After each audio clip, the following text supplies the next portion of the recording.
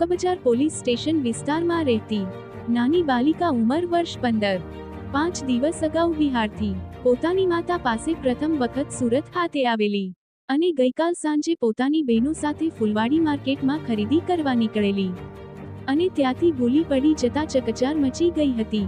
ચોકબજાર પોલીસને તે અંગેની જાણ કરવામાં આવી હતી.